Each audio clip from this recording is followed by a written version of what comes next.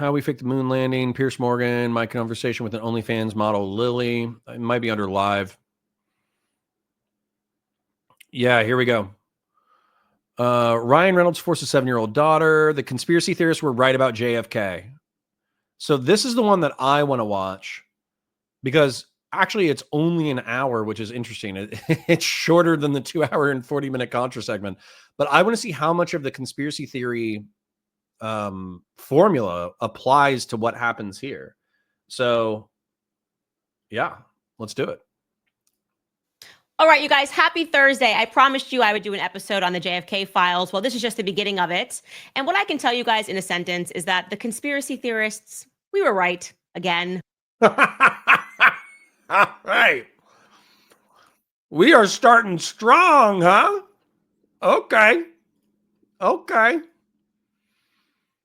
That's hilarious. She's already Wow. Okay.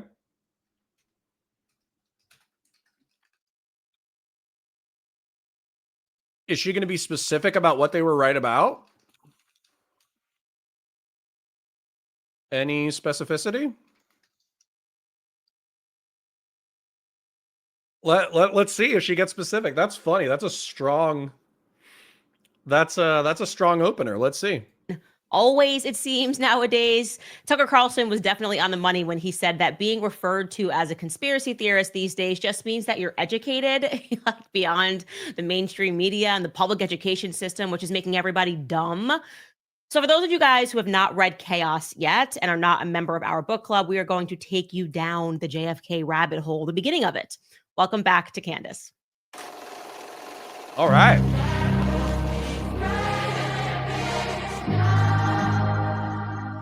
Starting out strong. Singer, married, pregnant.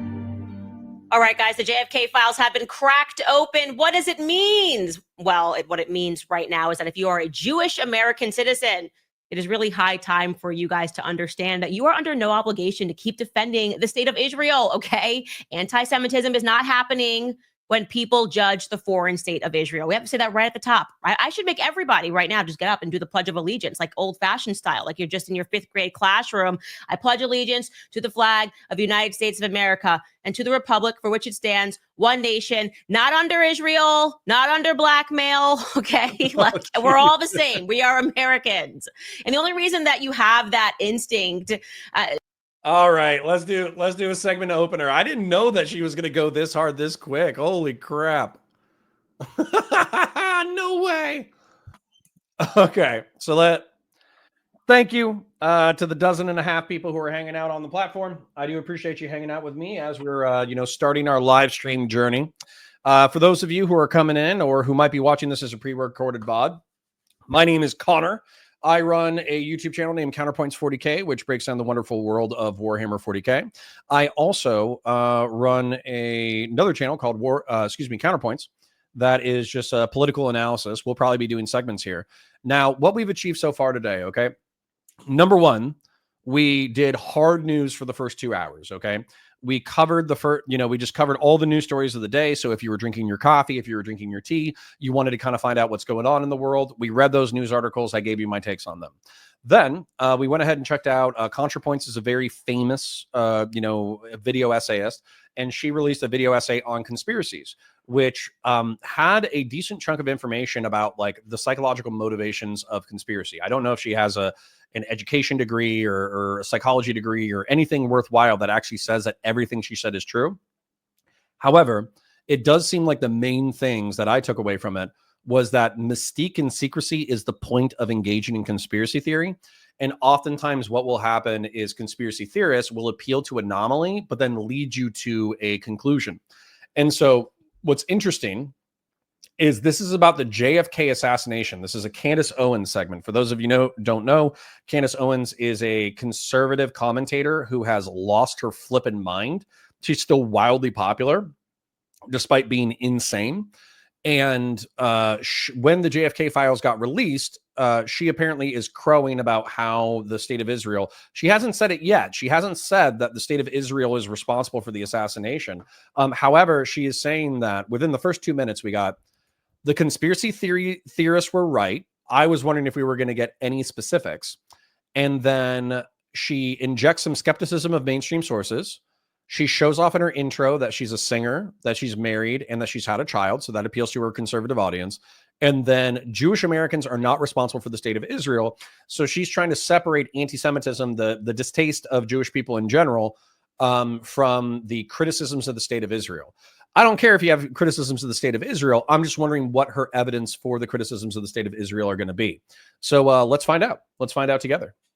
Especially the Jewish Americans, because there's this existential crisis that has been ingrained in you since your youth. Like, you have been indoctrinated to believe that supporting that state is existential, really. Like, you're going to die if you don't. And we all have those things. It's cool. We've all been indoctrinated in some way or another in our youth. And that's kind of the social engineering of the classroom to make us really fearful. It's the reason why women are like, I support Planned Parenthood because I think men are going to take my ovaries if I don't. Then you kind of get older and you're like, wait a second, that doesn't really make any sense. Why do I fear the patriarchy? It's just a fear-based education system. Anyways, let's get to the beginning of it, really, and kind of make you understand where the conspiracy theorists were coming from since before these files got released. Okay, so we all know what happened on November 22nd, 1963. JFK was shot. President JFK was shot sitting alongside his wife in a vehicle that was traveling through the streets of Dallas. Now, it is important before we get into that you have a historical understanding of some other facts. Before Kennedy was elected president, Eisenhower was president. And right before Eisenhower left office, he warned the American public that a shadow was building, a shadow government, so to speak, was building in the background. He referred to it as a military-industrial complex. I want you to take a close listen to his words here. We annually spend on military security alone more than the net income of all United States corporations. Jennifer West says, I've tried to watch this channel multiple times, hoping to find its footing, but instead jumping on the latest mass distraction, which is exactly that, a distraction. That's how Trump works. Well, we're not talking about Trump right now, Jennifer West. I do appreciate you dropping by and leaving us a comment. What we're doing today, I'm hoping that you just joined us, is we started with general news coverage. We did that for about 90 minutes. Then we watched a Counterpoints video, which is not particularly masculine oriented. We're trying to attract young men to try to start thinking for themselves and getting away from red pillars and giga conservative, I'm going to be mean freaks. And now we're watching Candace Owens using the frame of what we learned from the Counterpoints video to see if she repeats a similar psychological pattern to what was identified in the Counterpoints video for her audience. So that's what we're doing right now is that doesn't necessarily have anything to do with Trump. You're welcome for the ride. Michael Hayes says TDS, like Trump derangement syndrome. Well, Michael Hayes, I have a way more vulgar way to say this, but I would say that some people in MAGA are guilty of Trump devotion syndrome. No matter what happens, Trump does everything absolutely correct. So yeah, I don't think that. I think that there are flip sides to the same coin. But so far, all we've gotten is Eisenhower warned of the military-industrial complex. That's like the starting cornerstone. So let's see where she takes it. Corporations. Now, this conjunction of an immense military establishment and a large arms industry is new in the American experience. The total influence, economic, political, even spiritual, is felt in every city, every state house, every office of the federal government. We recognize the imperative need for this development, yet we must not fail to comprehend its grave implications. Our toil, resources, and livelihood are all involved. So is the very structure of our society. In the councils of government, we must guard against the acquisition of unwarranted influence, whether sought or unsought, by the military-industrial complex. The potential for the disastrous rise of misplaced power exists and will persist. We must never let the weight of this combination endanger our liberties or democratic processes. We should take nothing for granted. Only an alert and knowledgeable citizenry can compel the proper meshing of the huge industrial and military machinery of defense with our peaceful methods and goals, so that security and liberty may prosper together. So he's giving this warning, and it's interesting because obviously many of us were not alive during this time. Many of us who were alive during this time certainly wouldn't maybe recall that speech. But he's saying that this is new, like this idea of America always being at war is new, and it's not new to us. It's just like we can't stop being at war in the Middle East, Ukraine. It's like a game of whack-a-mole. Like, the military-industrial complex is obviously real and it exists, and we refer to this now as the deep state. And you should know that when JFK became president thereafter, he was explicitly against war. You have to understand, he too agreed that there was no need for us to be engaged in never-ending war. We're supposed to win World War II. And it turns out that there was something operating in the background that didn't really want that. And so Eisenhower's warning that these people could have undue influence, whatever this magic force is in the background, could have undue influence on American policy. And Kennedy gets in office and he's like, I'm not about this war. Take a listen to what he had to say. So what's frustrating to me, and so far, like these are factual assessments, right? So we have Eisenhower talking about and warning of the military-industrial complex.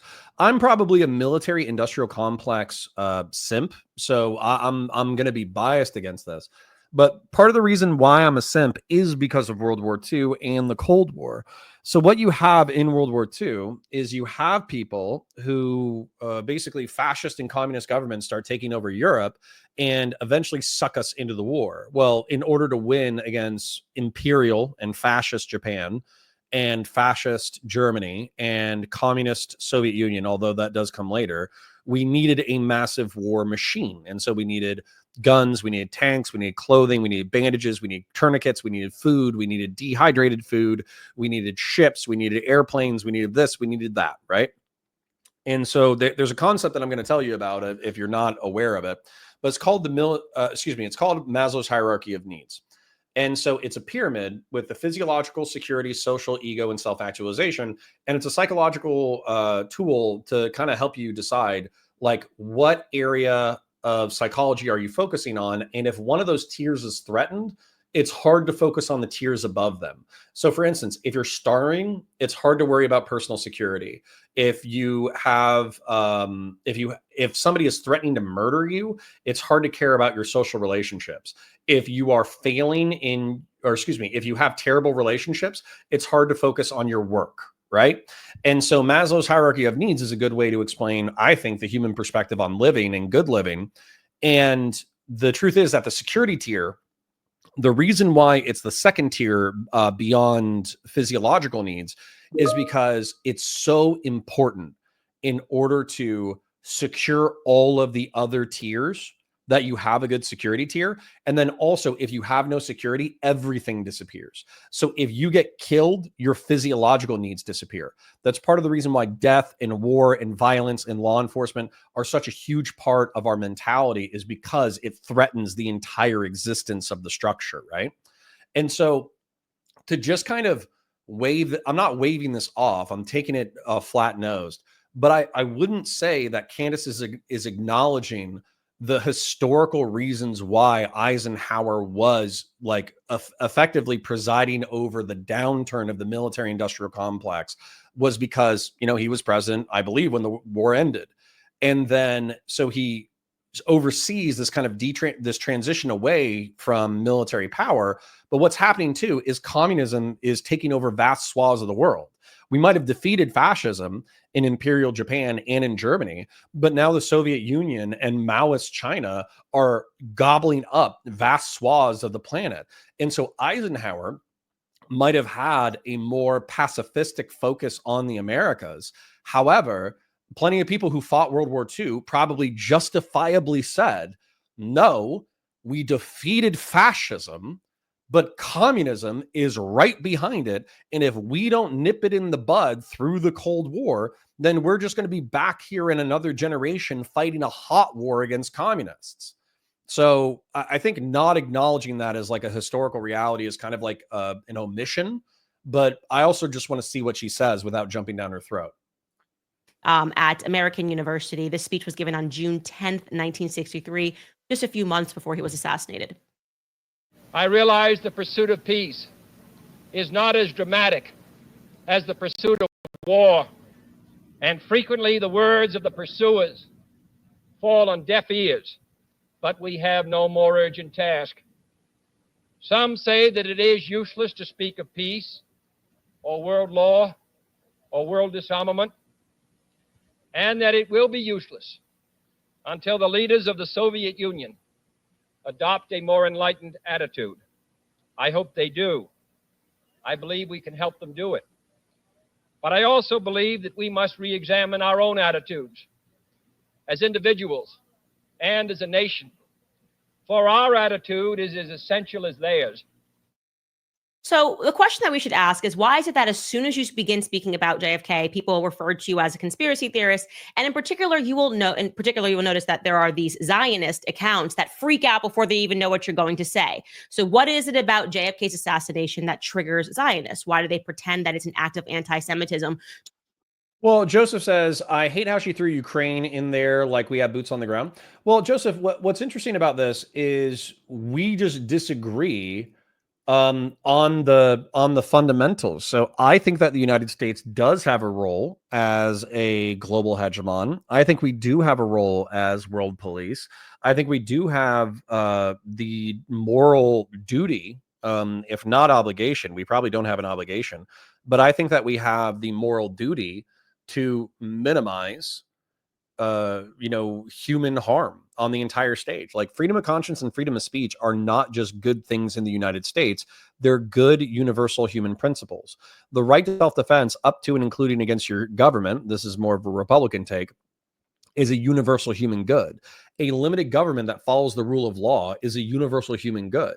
And so this isn't just good in the United States. This is good in Vietnam. This is good in Laos. This is good in Cambodia. This is good in China. This is good in Russia. This is good in all of our enemies and our rivals would be better off if they followed our system. I genuinely believe that. And so with Ukraine, you have to make a decision. Is the United States a commercial and cultural hegemon that should export its culture to other willing people, or should it not be? And that's the core of the argument. If you're an isolationist, then you'll say, no, Ukraine and Russia can figure out their own fates and screw them if they want to come into our orbit. Who cares? It's not our problem. Or you can say, yes, Ukraine wants to be more like us, and we have universal human goods that we want to share with the planet. Therefore, we should help Ukraine. That's what's going to boil down the argument. And the only way that you do help Ukraine, no offense to anybody watching who might be offended by this statement, is through the military-industrial complex. So, freedom needs defending. It's not something that you can take for granted. Christian Valera says, nipping communism in the bud in Eisenhower, Washington circles was advocating the deploying of nukes, which made him fearful. Sure. There was MacArthur during the Korean War. He basically advocated nuking the northern parts of North Korea with like 30 nukes and turning it into a sea of irradiated cobalt so Chinese forces couldn't come into the Koreas. Like, that's a flippin', I'm watching my words, that's a flippin' insane thing to be suggested by a sitting general who has already commanded armed forces in the field. Wanting to nuke an entire part of the planet to make it I'm trying to think of like transport, but I can't think of the word. Traversable. Trying to make it non-traversable through irradiation is like a criminally insane tactic. And that was one of our guys. So yeah, like just because I'm not a pacifist doesn't mean that I endorse MacArthur or bombs away LeMay.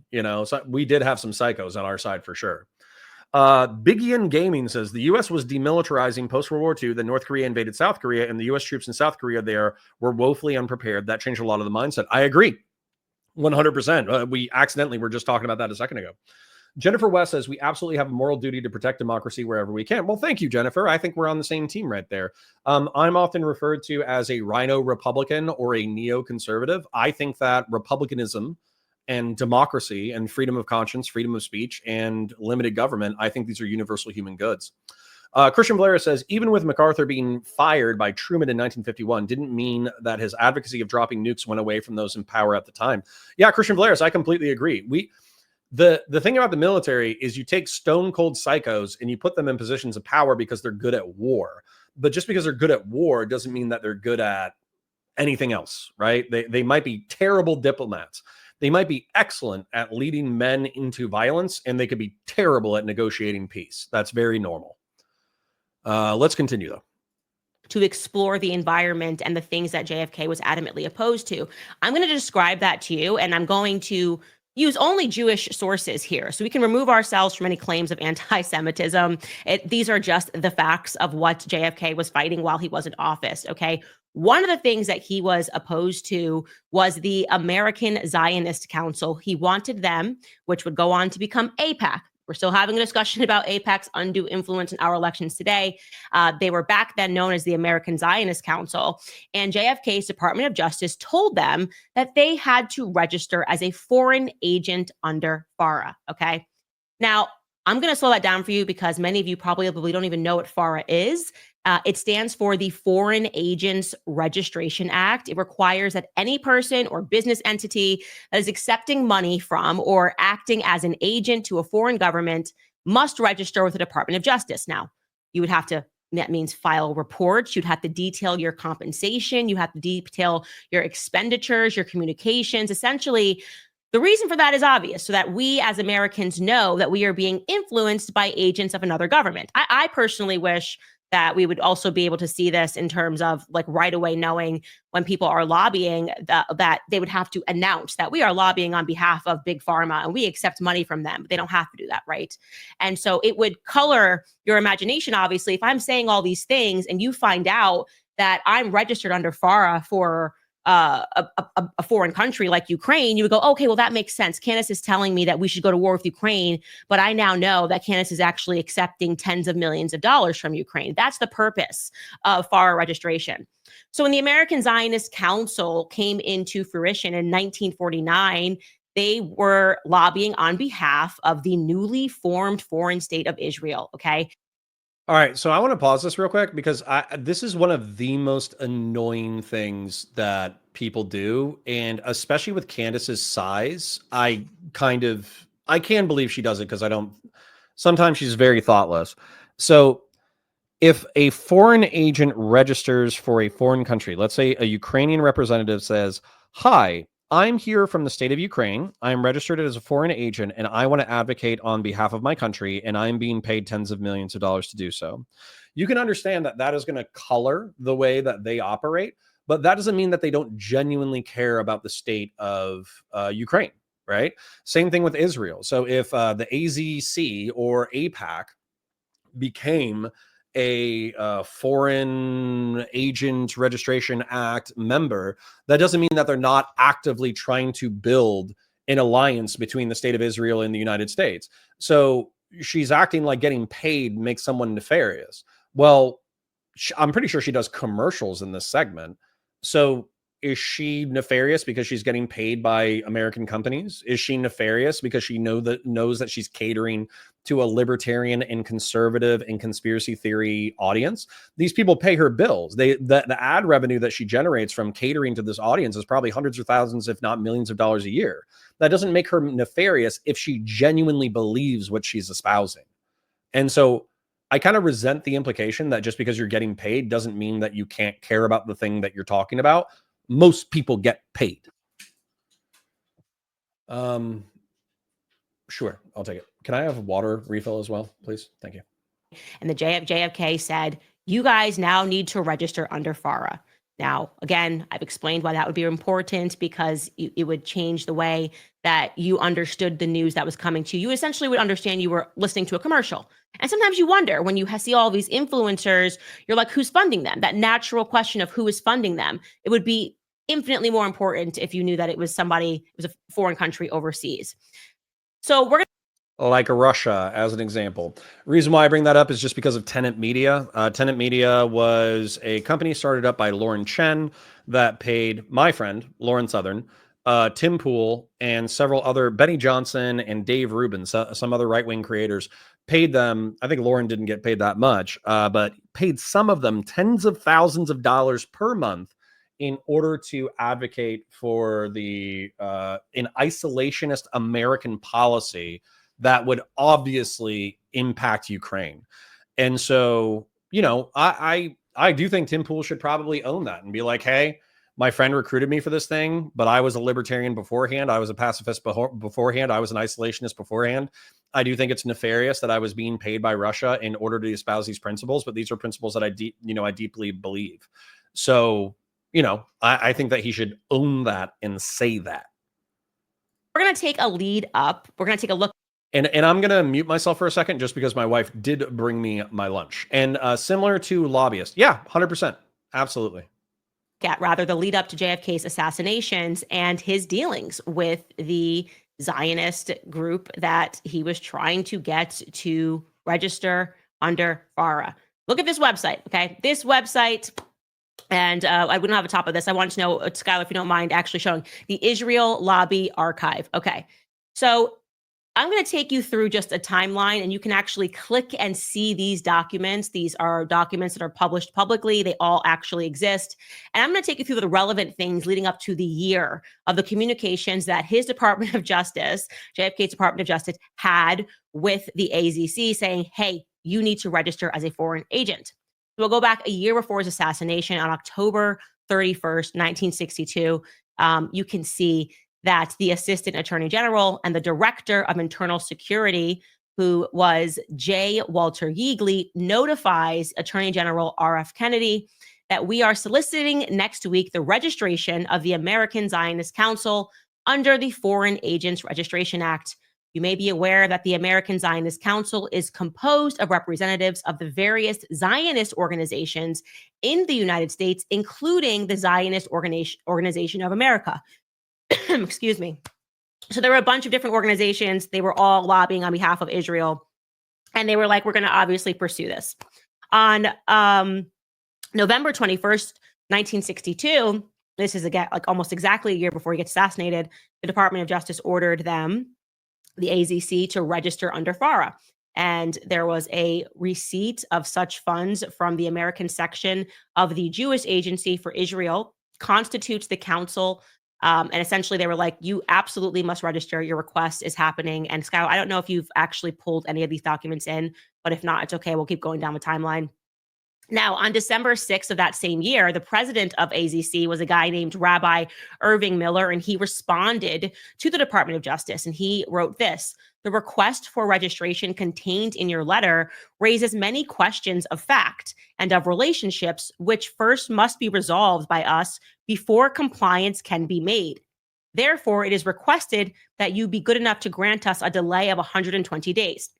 Immediately already stunning, okay? The Department of Justice is saying to you in a letter, you need to register as a foreign agent. And you have the rabbi who's leading this group who says, your request is a little, we're going to need some time actually to chew over that request. And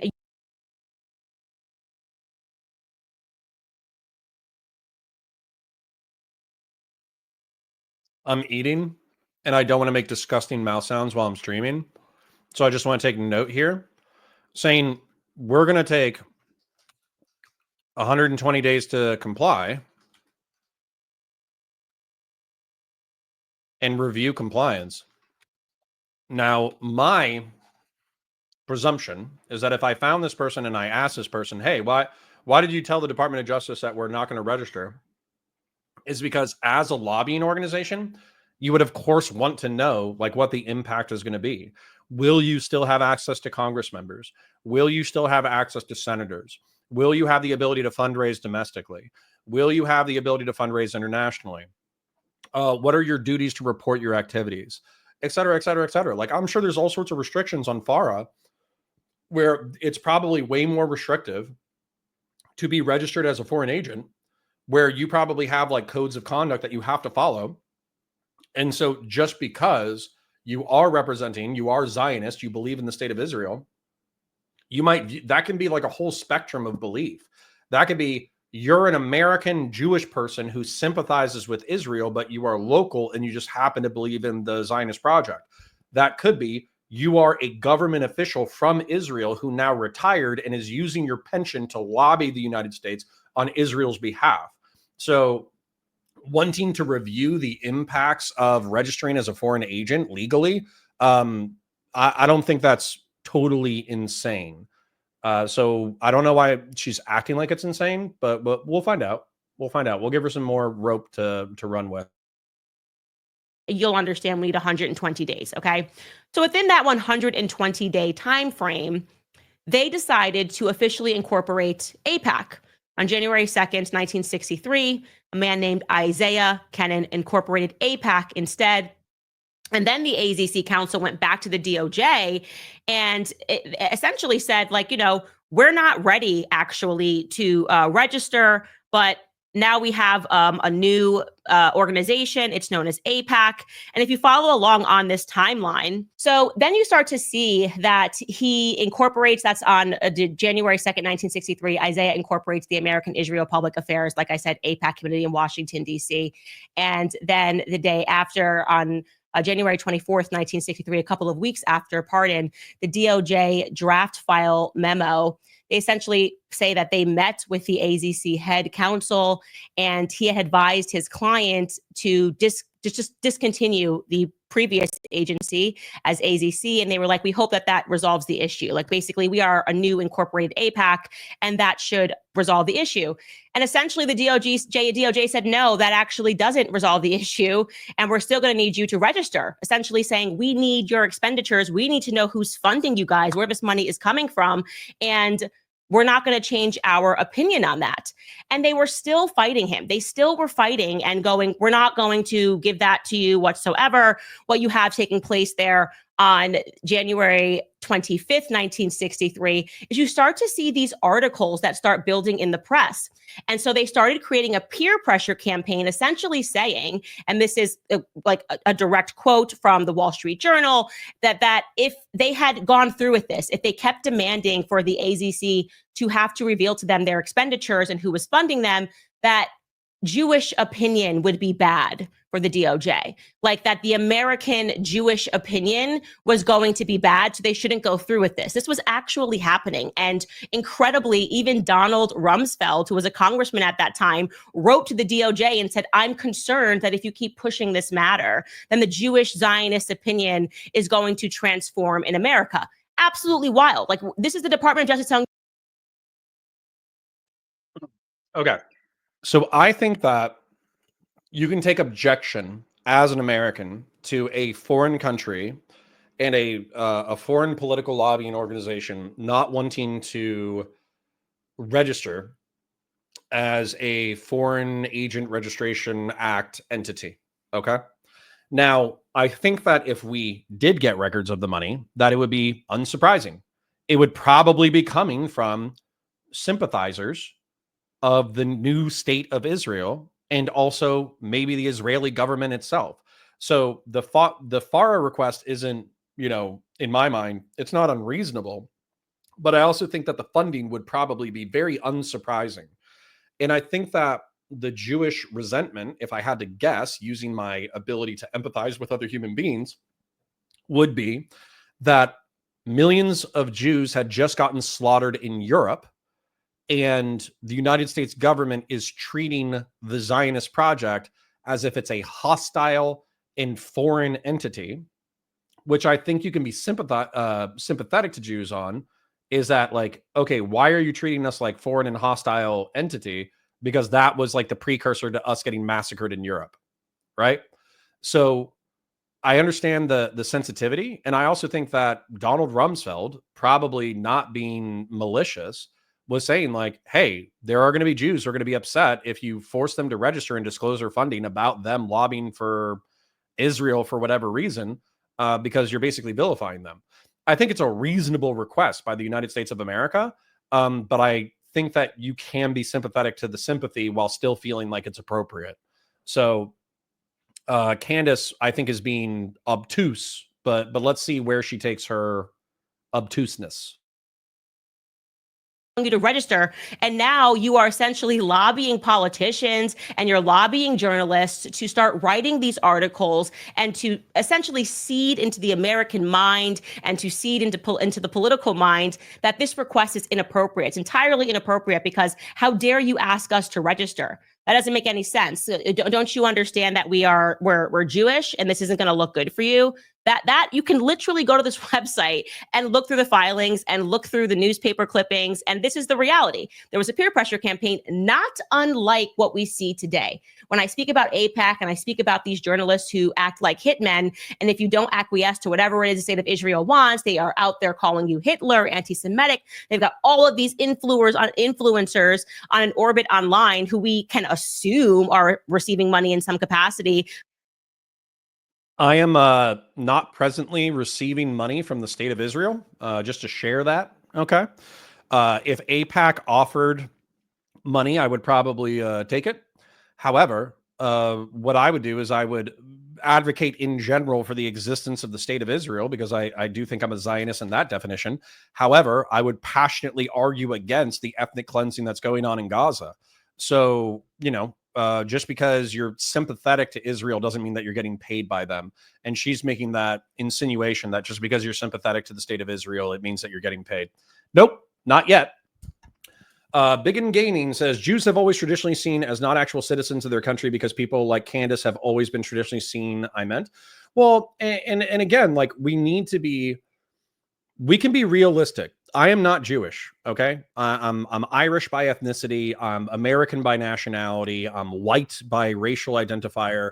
I'm not Jewish. I don't have any Jewish relatives. I wasn't raised Jewish. I don't, I know some things about the Jewish people. Lots of Jews that I have met have been phenomenal people. So part of Hitler's description of the Jews was that they were a parasite, that they went to foreign nations, that they co-opted the governments, that they co-opted the journalists in order to browbeat institutions, in order to defer to he called it international Jewry, right? And so I could see why Jews would be uncomfortable with Candace appealing to this idea of like dual loyalty and all that kind of stuff, because it's basically like, yeah, this is the rhetoric that, Hitler used before he slaughtered European Jewry. Now, that's not to say that Candace has the goal of like slaughtering American Jews. I don't know or think that she has that goal, but I think it's funny that she kind of pearl clutches that people are pissed at her when their motivations are pretty obvious. So they want the nation state of Israel to continue to exist, and they want it to have a relationship with the strongest international and military power on the planet. That is, in my estimation, the motivation of AIPAC is the perpetuation of the state of Israel and making sure that Israel has a good relationship with the world's preeminent military and economic power. Seems obvious to me. Let's see if she has any insights. But we'll never know because AIPAC is now a 501c3 and they never had to register as FARA, but they did this right in the beginning. And guess what? FARA came back and said, we don't care. We can bring that up, that timeline. FARA came back and said, we don't care. Okay, that's not going to change anything. You are actually going to still have to register. It doesn't matter how many press articles are written. We are going to interpret this according to the law and not according to the feelings of Jewish Zionists in America. And so they go on, and you go back through this timeline and it gets more and more aggressive. And finally, what happens is that Hoover, who was heading up the FBI at that time, says, do you want me to get involved? Is it time now for us to swoop in as the FBI and essentially say, you register or else? Like, are we at the point now essentially where we need to make arrests? And they're getting very serious about this because they had already ordered for them to register within 10 days. And they still declined to do it. They still did not move whatsoever. And so they're sort of mulling this over, like, should we get the feds involved at a higher level? Should we get the FBI involved rather? And suddenly, FARA comes back as well and says, like, we absolutely think that we should get them involved. Then you see this like measly attempt from the AZC Council to say, well, will it suffice if we show you our income statements? And FARA says, absolutely not. This is absurd. This is a year on now, again, leading up to Kennedy's death. And you can see there on October 11th, 1963, the DOJ demands for AZC to register. The department expects a response from you within 72 hours with regards to this matter. And then you can see on the 17th that Walter Yeagley noted of a DOJ AZC a meeting that they essentially said they were making a plea for no registration, stating it was the opinion of most of the people that were affiliated with the council that such a registration would be so publicized by the American Council on Judaism that it would eventually destroy the Zionist movement. American Council on Judaism. We should probably know who they are, right? If we were being honest.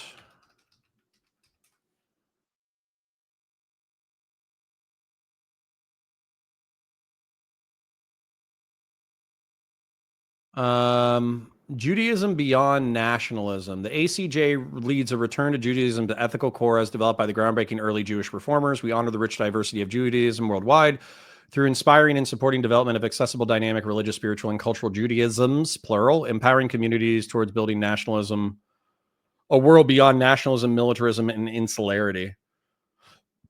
Okay. So are these like competitors with AIPAC? Let's take this. The American Council for Judaism is a religious organization of American Jews committed to the proposition that Jews are not a nation, but a religious group adhering to the original stated principles of Reform Judaism as articulated in 1885 Pittsburgh Platform. In particular, it is noticeable for its historical opposition to Zionism, although it has since moderated its stance on the issue. It still advocates that American Jews distance themselves from Israel politically and does not view Israel as a universal Jewish homeland. So if I'm understanding correctly, what's going on here is that there was a competition in the early 20th century between reformist Jews and Zionist Jews, where the reason why the AZC didn't want to disclose their funders is because they believe that their opponents, namely Reform Jews in the ACJ, would come after them politically for it. That seems sober and normal to me. Is she even going to explain who the ACJ is? Now, I want you to think about that.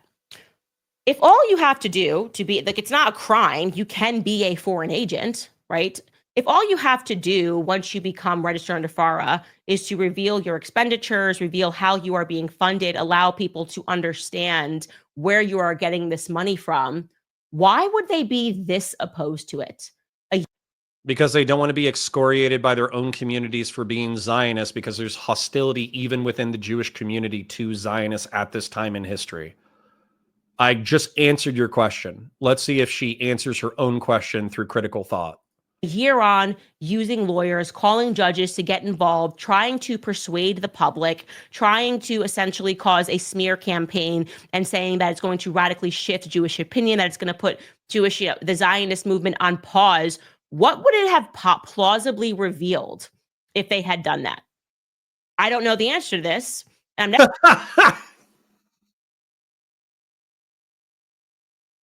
Oh, come on. Come on. Even if it was the worst thing possible, the worst thing possible would be that it was the state of Israel. That's it. And you would expect the state of Israel to be funding a lobbying organization that goes for the state of Israel. That's the worst thing. She could answer this question if she wanted to. She literally could have Googled who the AJC is. So the AZC, what is it? Yeah, the AZC is a Zionist organization. The AJC is an anti-Zionist organization. And in the documents in which she's already talking about, they say, as the AZC, they don't want to put their funders on blast because they don't want them to catch heat from the AJC. They already told you the reason. And she's like, I don't know. I'm just asking questions. That's amazing. That's amazing. Hold on. Let's go back to our contra conspiracy theory thing. So what is it? You'd be better off asking good questions. Candace has the ability to ask good questions. She's just not going to. Conspiracy theorists, let's actually do that. So I'm going to delete some of the Some of the other ones. Warring factions. Okay.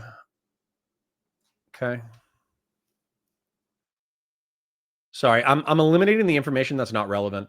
But the point is that the mystique, so down here is the more psychological things.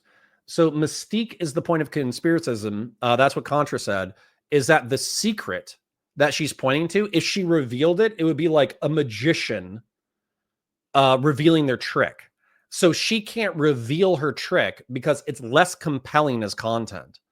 And then she's pointing to anomalies. Why wouldn't the AZC be willing to reveal its funding?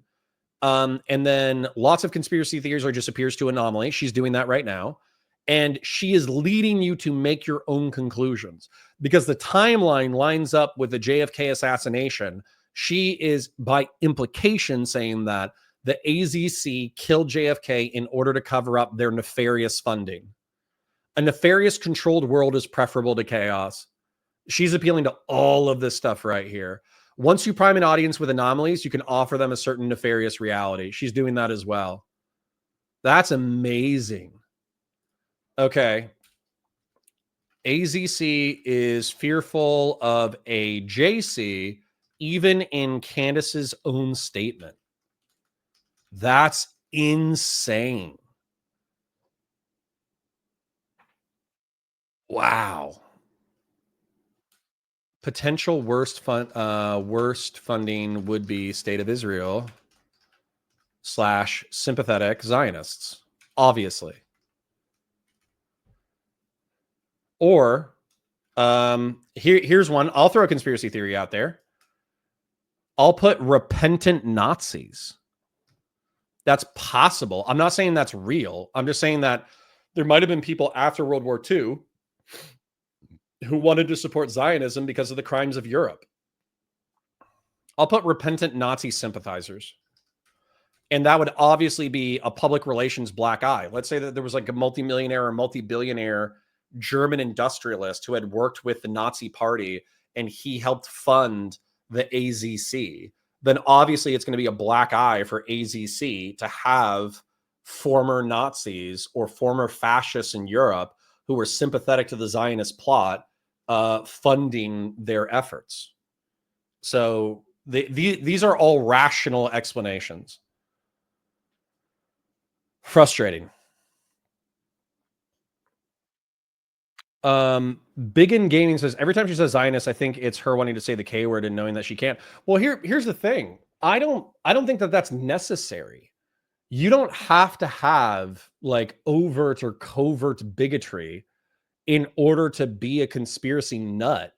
But what I do view as somewhat malicious, she's either doing it consciously or unconsciously, is she is 100% appealing to the psychological dynamic that Contra pointed out. And Tucker does this all the time too. I think I have to keep these notes right here because these notes might just apply over and over and over again for alternative right-wing propaganda. It's really interesting. But let's continue. Never going to know the answer to this because what we do know is that a couple of weeks later, JFK got shot. Okay. Now, if you're instantly connecting the dots and going, oh, well, of course, it must have been a Zionist who did this, I think that would be a little bit too far of a stretch. But when you compare the policies of JFK, who did not want them to be funded, and what was running parallel to this, of course, was that he was on the phone arguing, screaming, having fights with Prime Minister Ben-Gurion of Israel, because he also did not want Israel as a state to become nuclearly armed, okay? And they're fighting on the phone. They still won't declassify these arguments that he was having, but they absolutely were at each other's throats and they hated each other. And he was very opposed to the Dimona reactor. This is something that you can even find in speeches like the Gaddafi speech, when he speaks about what really happened to JFK. Everybody knows that he was opposed, strongly opposed to Israel and nuclear armament. He kind of just leaves that out there.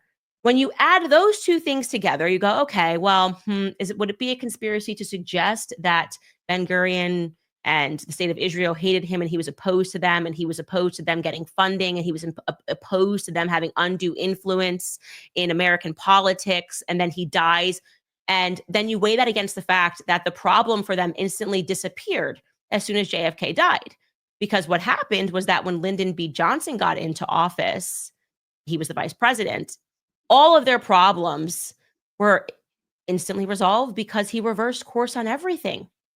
What is interesting is that LBJ essentially employed the exact opposite policies of JFK. He was fundamentally pro-war, okay? Vietnam, Cambodia, the bombing campaigns.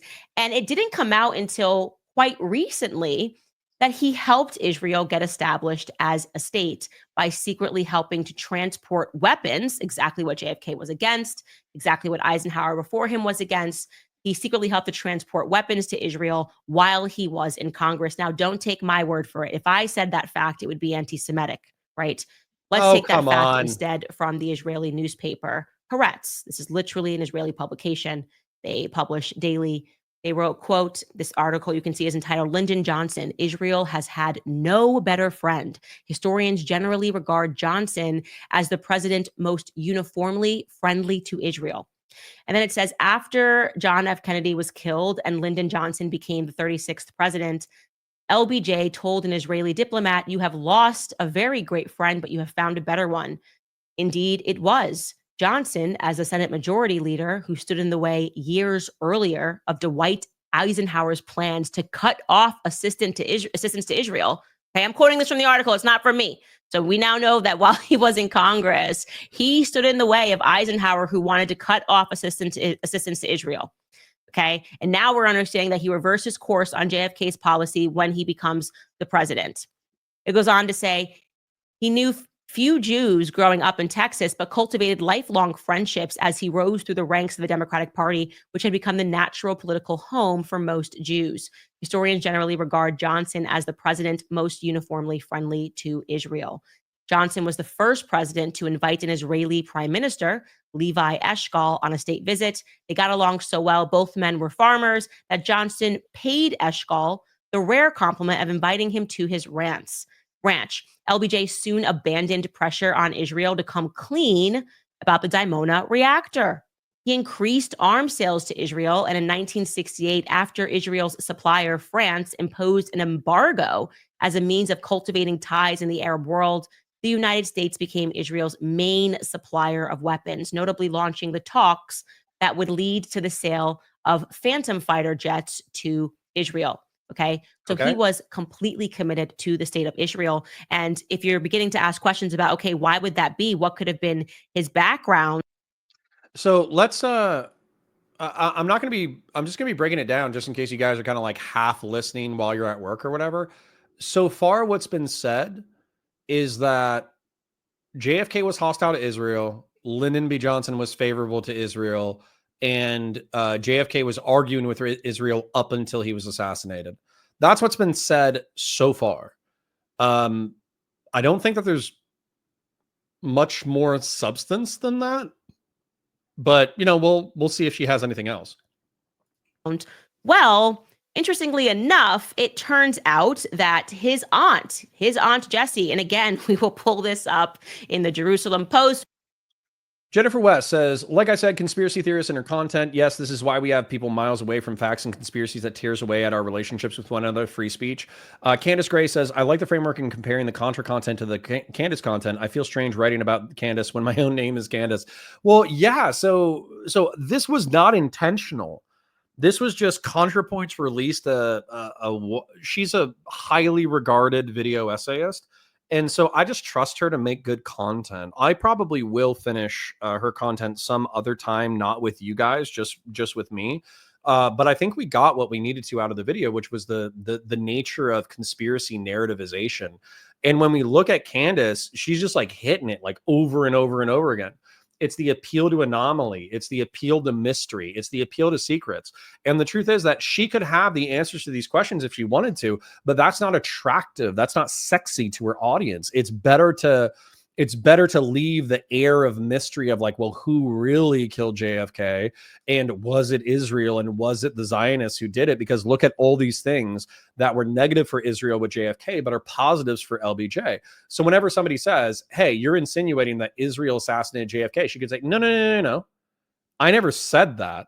I just found variables that indicate that it was good for Zionists? And why are you questioning facts that I sourced from Jewish sources? That's 100%. If I was her, that would be in a debate. That would be my defense against critics saying that I was anti-Semitic. And she also opened the piece by saying that she's not anti-Jewish. You can separate, being Jewish from the state of Israel, which is hilarious because that means that she's in line with the AJC, the same organization that the AZC was hostile to when it was dealing with JFK. So, she can have all the rational basis in the world for why she's doing what she's doing, but it's funny that she won't acknowledge that she's a player in the game. She's just an outside objective observer. She's not playing for any particular team when clearly she's pointing in a certain direction. So we will pull this up in the Times of Israel, but his aunt, Jessie Hatcher, was a member of the Zionist organization. And it has been speculated, not by me, but by Rabbi Shmuel Golden, that LBJ himself came from a maternal line of Jews. Now, his family dates back to the 1848ers, which were a bunch of communists who tried unsuccessfully to overthrow Germany. Well, Big in Gaming says, by the way, there's nothing cited in that Haaretz article. It's just saying it without it. It might as well be an op-ed. Well, here's my thing about it. So what? So what? Okay.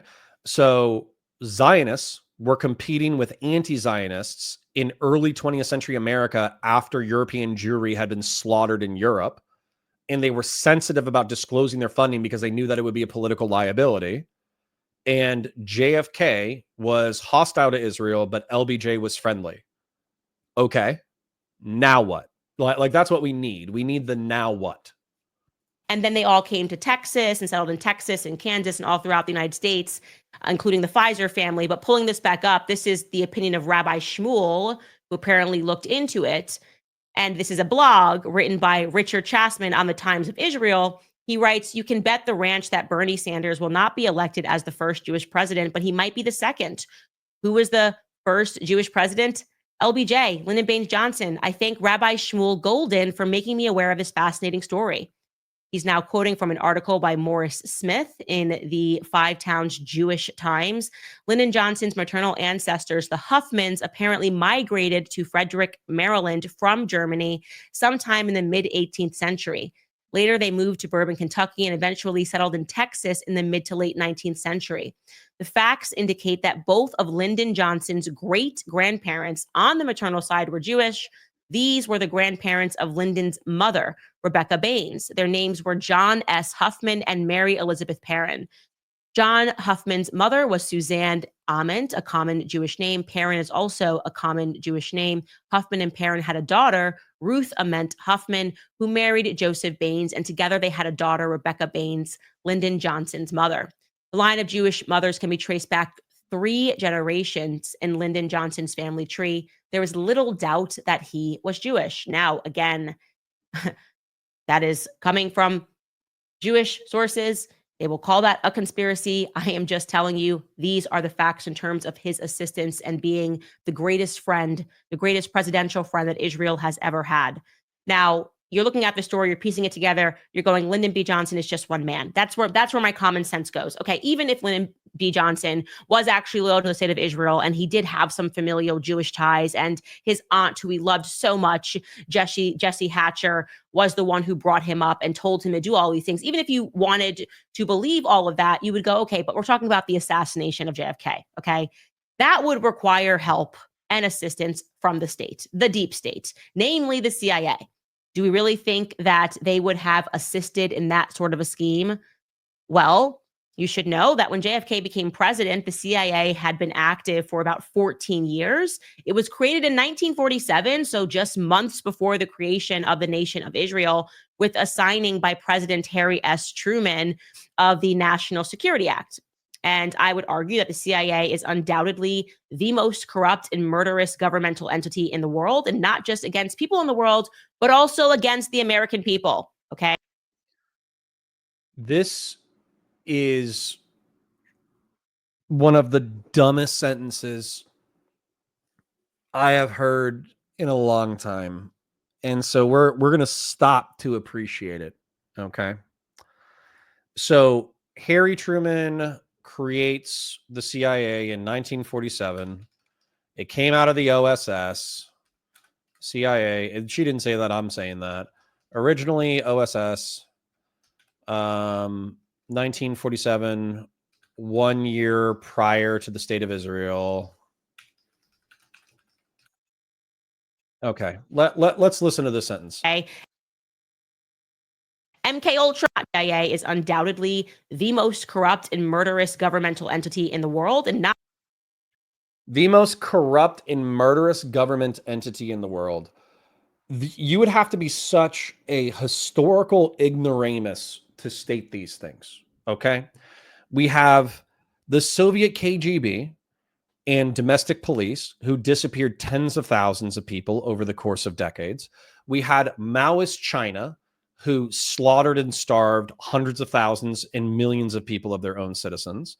We had the fascist government of Imperial Japan and in Germany who slaughtered millions of people. We have, in the modern context, we still have the Chinese running dystopian nightmares where you can look this up if you want to. I mean, I could pull it up. Let's just pull it up. That way you guys know I'm not fibbing. Google Chinese organ harvesting. There is forced organ harvesting in China denounced by Washington, D.C. So it doesn't take much to go to jail or prison in China. Talking ill of the government can land you in jail or prison. And China currently has a 2-week turnaround time for organ harvesting. And so there is substantive evidence in China that they are euthanizing their prison population and harvesting their organs to give them to international rich folk. So you want to talk about like evil and murderous. The CIA undoubtedly works with the evil and murderous because they travel out into the world. But to pretend having a anti-communist assassination program in Vietnam or running the Bay of Pigs in Cuba, or I'm trying to think of like another example, but like pretending that MK Ultra, I think she says MK Ultra, pretending that this is as murderous as like authoritarian communist and fascist regimes of the 20th century, you would have to be a total moron to say that. So what a flippin' moron is. That's the best way that I can say that without cussing. It's astounding how historically ignorant you need to be in order to say that. not just against people in the world, but also against the American people. Okay. MK Ultra, anybody? The experiments that they have conducted on our troops, on unsuspecting American citizens. And I want to be clear that as another point of concern for JFK. This is literally what's so funny is how prescient Contra was. So in her video, she talked about MK Ultra, where the United States dosed like a few dozen men with what was it? It was like morphine and acid in order to see if they could get some kind of truth serum. But it was a totally botched and failed experiment leading to one suicide. And so her justification for the CIA being the most corrupt and murderous organization on the planet is they gave a bunch of people acid in the 1960s. What a moron. Yeah. So Christian Blair says the worst thing the CIA did was probably help Pinochet with power and train Contras at the School of the Americas. Listen, I'm not going to deny that the CIA was involved in anti-communist intelligence and assassination operations in South and Central America and in Vietnam. That's 100% true. But if you compare that, if you just go with body count, it pales in comparison. That's all I'm saying. I'm not saying, CIA assassination good. I'm saying let's take these things in stride. Like Joe Biden says, don't compare me to the almighty, compare me to the alternative. Yeah, this is actually detached from reality insanity. But I'm sorry, I've been yapping for a minute. I'm going to take a note on this because this is probably going to become a segment. Most corrupt and murderous government organization on the planet. I'll get an exact quote. Let's get an exact quote. JFK during his presidency experiments that they have get National Security Act. And I would argue that the CIA is undoubtedly the most corrupt and murderous governmental entity in the world, and not the most corrupt and murderous government entity in the world. That's a direct quote. This woman is a millionaire for her opinions, by the way. Total moron. Most corrupt and murderous government entity in the world. What a dummy is the most polite thing that I can say. Let's continue. Not just against people in the world, but also against the American people. Okay. MK Ultra, anybody? The experiments that they have conducted on our troops, on unsuspecting Americans. Joseph, you're already thinking too much. You said, and what's the point she's even trying to make? She's linking the CIA's creation to what? It's a contemporary development to the creation of the state of Israel. And so she's going to say that they had a friendly relationship. And so it was a cabal. My presumption is that it's a cabal within the CIA that was sympathetic to the Zionists who killed JFK. That would be my suspicion. Citizens.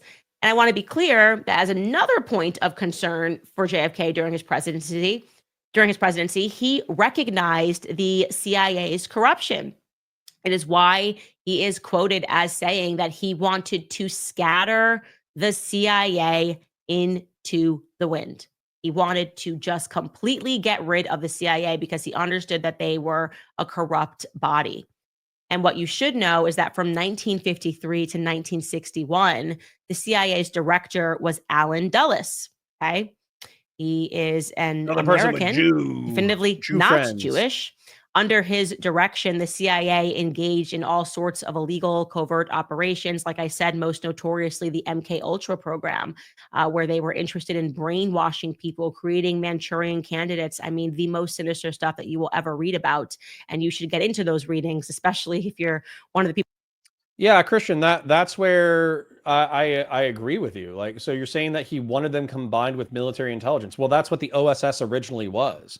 I believe it was an offshoot of the military, and so they fed all their information to the military. So I'm just going to take your word for it. JFK wanted to recombine CIA back into DOD. I would not be surprised. People that has purchased chaos.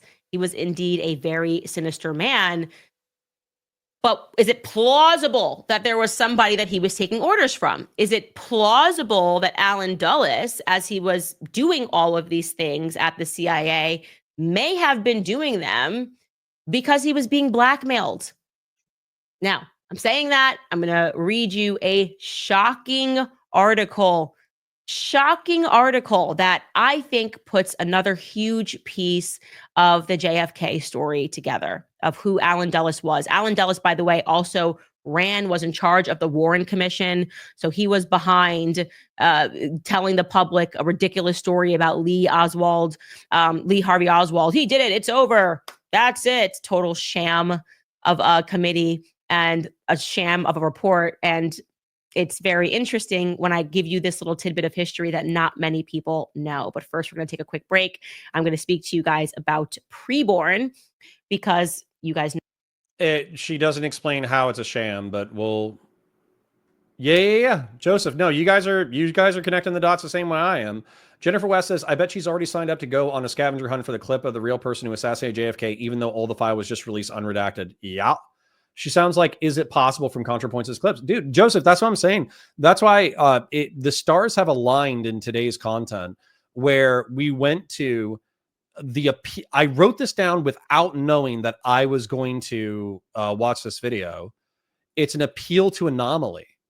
You're basically saying, isn't it weird? Isn't it weird? Isn't it weird? Isn't it weird? And then you prime the audience because they're already like, okay, there's enough weird things here that I don't believe the official narrative. So what is the official narrative? And she's already been implying it the entire time. She's literally been implying that it's a joint venture between Zionist Jews and a rogue blackmailed faction of the CIA to frame who is it? Lee Harvey Oswald as the assassin, but then to kill JFK. Now, Is it possible? Sure, it's possible. Where's your evidence? Because right now, you've just listed 2 different organizations that would want him dead for 2 other reasons.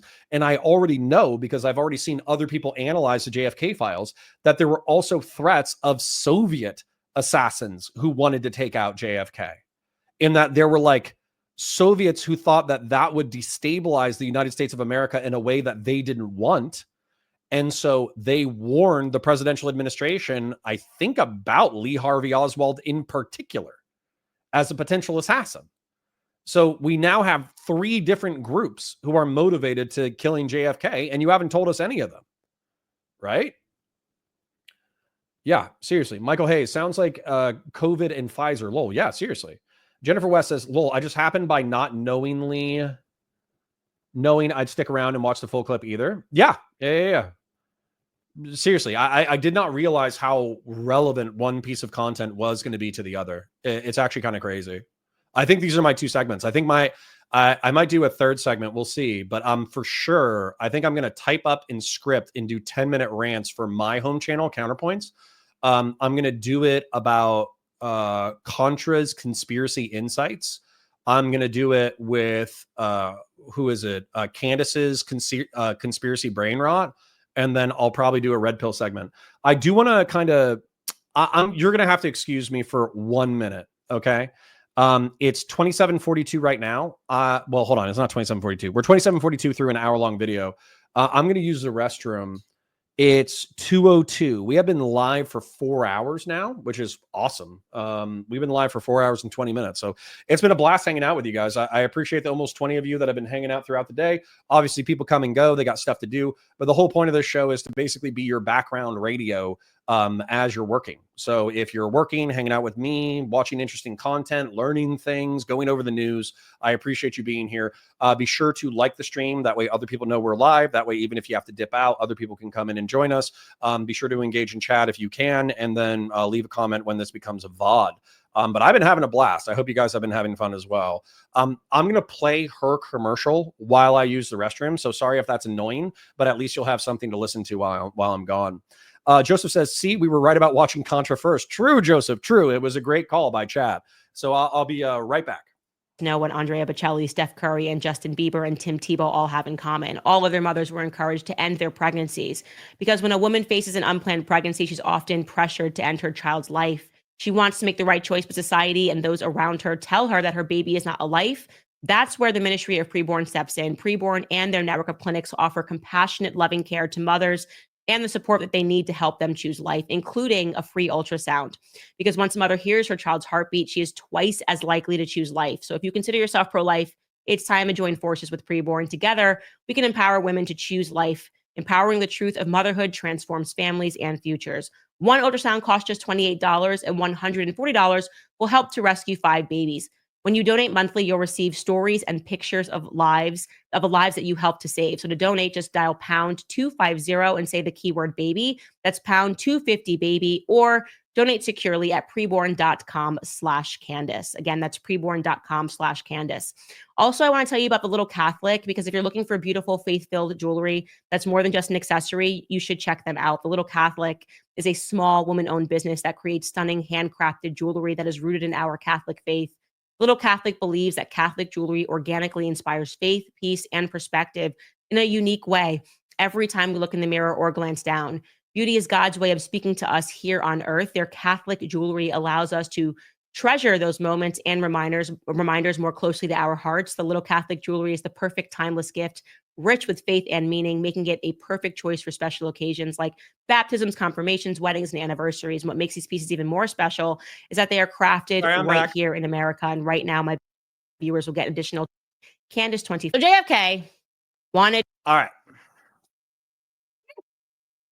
We are back. Sorry for the commercials, but I didn't want to miss anything exciting. And yay, straight into the Matrix. True. It's weird that she has so many commercials in these things. I watched the original and she had like half a dozen commercials in this segment. I swear she cut out some of them. But anyways, let's see if she has anything more substantive to offer. To shatter the CIA. into the wind. Okay, this is the New York Times, an excerpt of that. They were the one that published this in 1966. It reads, Kennedy's bitterness. And President Kennedy, as the enormity of the Bay of Pigs disaster came home to him, said to one of the highest officials of his administration that he wanted to splinter the CIA in 1,000 pieces and scatter it to the wind, because the CIA was CIAing, trying to overthrow governments across the world. That's what we do, guys. That's what we do. I hate this. I hate this comment. It's so unbelievably dumb. So there was a communist revolution that slaughtered thousands of people in Cuba that obviously took over from a dictator. I don't care if you don't like the dictator. That's totally fine. But it was a communist revolution, and those communists wanted to launch nukes into the United States of America. Che Guevara, in particular, wanted the Russians to give them nukes. That way they could take out the heart of capitalism by bombing New York. So no, I don't care that several pro-capitalist insurgents were boated over to Cuba to try to take on the Cuban government, and then they failed. That's not a problem for me. So Candace acting like this is some kind of like giant, egregious moral failure from America is criminally insane and ahistorical. I actually hate that she has the capacity to say this. Christian Blair says, F me, I honestly don't know how the far right and far left haven't started collaborating against the establishment at this point. Hey, that's what Cenk Uygur wanted to do. You know, their rhetoric is near identical. Listen, that was Cenk. Cenk wanted to do that all the time. Big in Gaming says, are we going to talk about some governments not holding elections, Candace? Of course not. Yeah.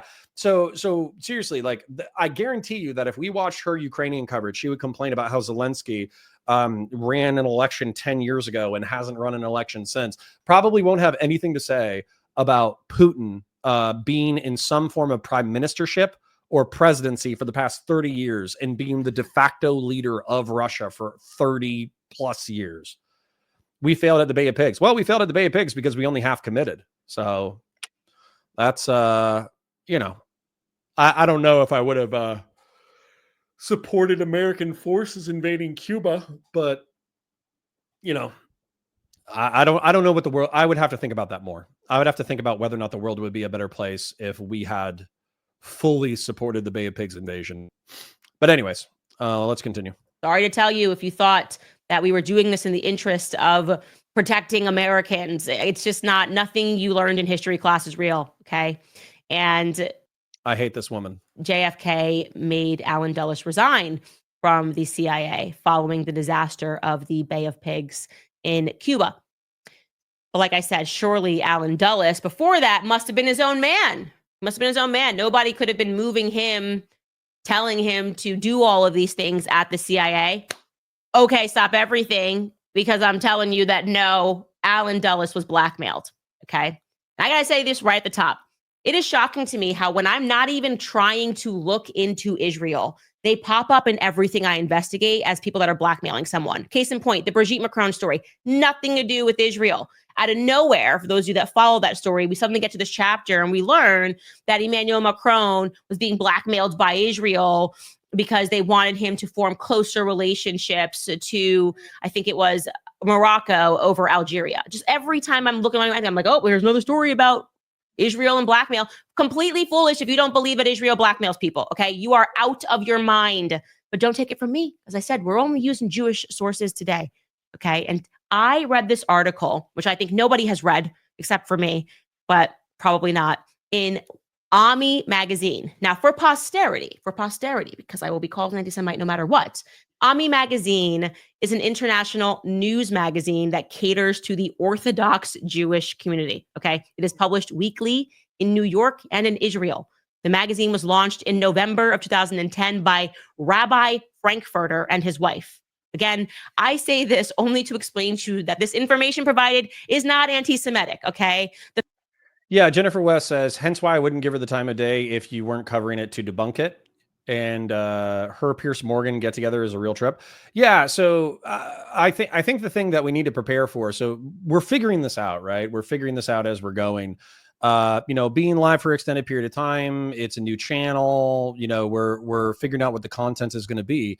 But the point is that, like, we do want to create stuff that appeals to young men who are trying to figure stuff out, and they're being misled by some of the worst people on the planet. That's what we're trying to do, right?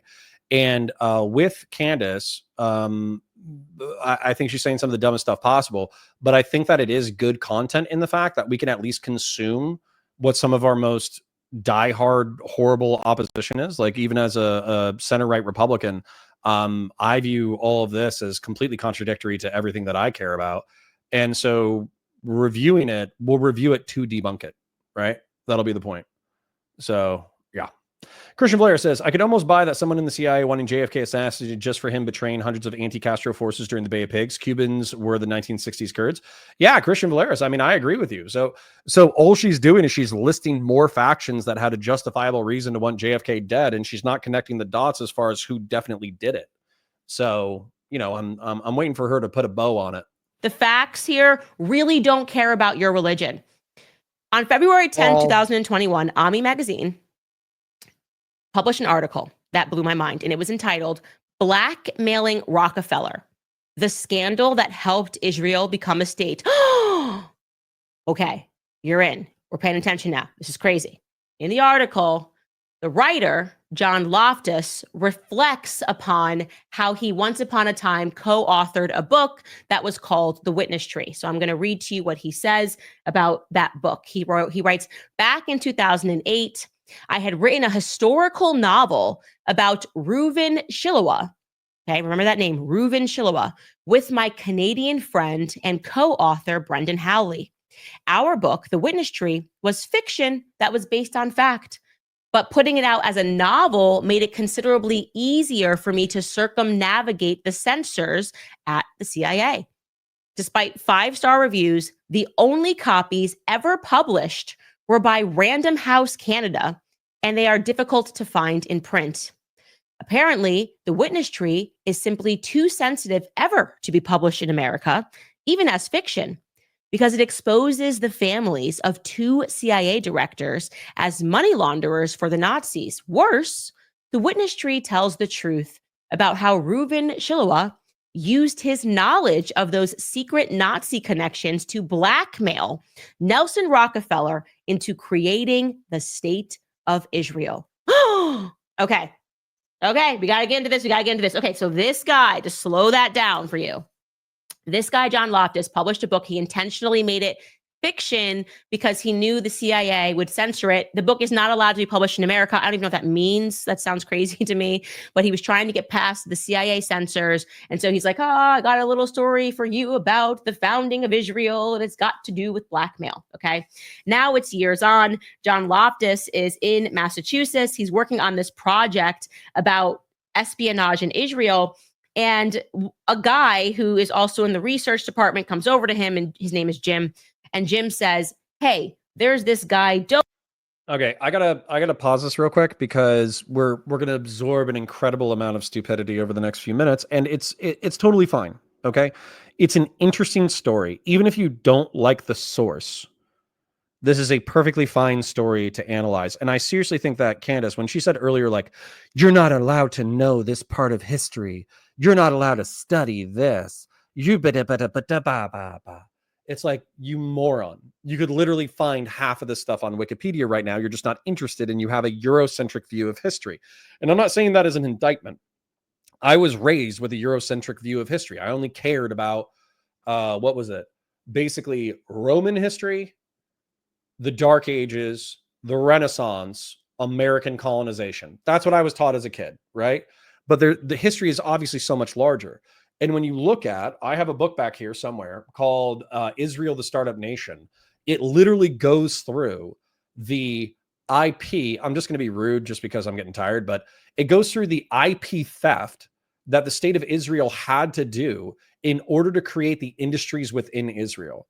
For those of you who don't know, Israel started as a collectivist, communist, kibbutz system where Israeli Jewish settlers, well, I guess they were just Jewish settlers at the time, but in the 19th century, they showed up and they lived in communes. They shared raising children, they shared food, they shared, agricultural and industrial projects, they shared water resources, and the kibbutz worked with other kibbutzim within the region for survival, because sometimes they would get hit with pogroms, right? Sometimes the Arabs wouldn't like all the Jews that moved in, and so they would get attacked, okay? So they relied on each other for survival, and that was up through the early 20th century. Well, when the state of Israel declared independence in 1948, obviously it was attacked, and it still had a lot of socialist sympathies. However, as it went into the 50s and 60s, it realized that its industries were hamstrung by its central governance. And so as a result, it liberalized and became more Western and more favorable to the United States. I say all of that because in the 1940s and 50s, part of their hostility to the United States, part of their hostility to Europe, was they asked the Europeans and asked the Americans for military, commercial military airplane technologies, and Europe and the United States denied the state of Israel. So what the state of Israel had to do in order to create their own domestic aerospace, weapons, and tech manufacturing hubs is they had private citizens purchase products from these governments that they would not sell to the state of Israel, and then they would fly those products, or they would fly those products to Israel and then reverse engineer the technology into their own industrial manufacturing. So you can read all of this. This isn't secret history. These aren't lies. These are things that you just didn't know about. And so I really resent Candace appealing to everyone's conspiracy brain, seeing that this is the secret history, when it's like, dude, you probably could have Googled this and found it in 10 seconds. Sorry for the rant, but this woman genuinely does piss me off. Christian Blair says, here I was thinking Ben Gurion founded Israel. Just to be clear, U.S. political circles weren't interested in anything to do with Israel until after Lyndon Johnson. It's true. Through the 40s, through the 60s, the United States was ambivalent, borderline hostile to the state of Israel. That's actually part of the reason why the USS Liberty is contentious, is because I think it was only through the 50s through the 60s that Israel became friendly to the United States. When was the USS Liberty attacked? June 1967. When was JFK killed? 1963. So this is after LBJ. So they wouldn't have a reason to attack us. Very frustrating. For those of you who don't know, this is a friendly fire incident involving a U.S. spy ship off of the coast of Israel. Anyways, let's continue. Dovey, who really wants to meet you. And so John's like, okay, yeah, sure. I'm happy to meet your friend Dovey. And he's like, yeah, Dovey is short for Dov Shiloah. His father was Reuven Shiloah. He writes this, then the light bulb went on. Dov's father not only founded the Mossad, but he was also a key player in obtaining the extra votes in the United Nations that led to the creation of the state of Israel. So you got this guy, Reuven Shiloah, who founded the Mossad, okay? And he, in his book, is alleging, and I'm going to tell you why he's not just alleging, and this seems to be a fact, that Reuven Shiloah blackmailed Nelson Rockefeller and the Dulles family in one fell swoop over their ties to Nazis, okay? Fell swoop, but sure, continue. Okay. This would mean this is when we got taken over and occupied via blackmail. We're talking about the Rockefellers. And now you're kind of thinking in your head, the Rockefellers. And I kind of remember that they were the ones that published all of our education books. Well, imagine if you wanted to blackmail a nation. And now I'm speculating, guys, we're going to get into the story here. What better way than to do it through another family? Right? Like if you could figure out how to blackmail the Rockefellers, then people would go, oh, I understand power structures, and the Rockefellers are publishing all these books, making us all dumb via the Department of Education. We're just being lied to about everything. But what if they were not the people that were really publishing those books? I'm asking questions. I know you're not allowed to ask questions. The